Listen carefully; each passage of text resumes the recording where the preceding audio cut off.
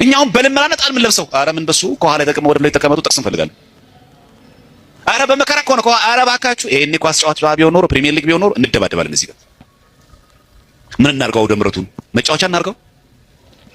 ስሙ ራሱ ደስ አይልም? አውደ ምሕረት የምህረት አውድ እኮ ነው እናንተ። ለተጠጋው እኮ ምህረት የሚሰጥበት እኮ ነው። ትቀልዳላችሁ። ይሄ እኮ እውነተኛ ሰው እኮ የሚቆምበት ነው። ትቀልዳላችሁ። እንኳን ኑ ተብለን ቀርቶ በልመና ሲገኝ ነበር እንዴ? ስሙ እኮ ራሱ እኮ የምህረት አውድ ነው።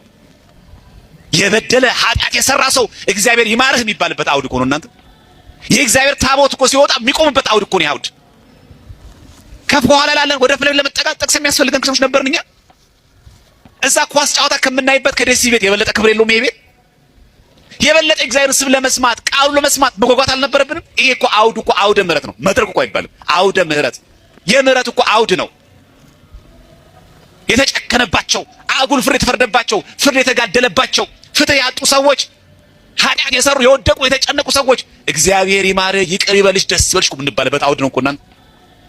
መምህራችን እግዚአብሔር አምላክ ቃልዎትን ያሰማልን። አትፍረድ ይፈረድብሃል።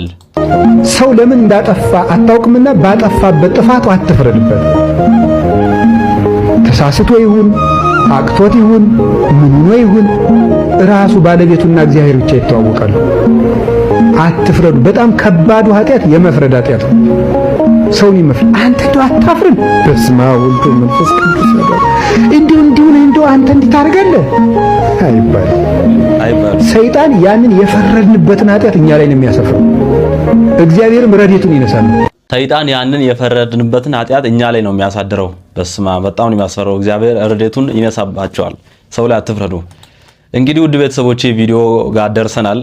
እስቲ እቺን ቪዲዮ እንመልከት። ብዙ ኮሜንት ላይ ብዙዎች የተቿትን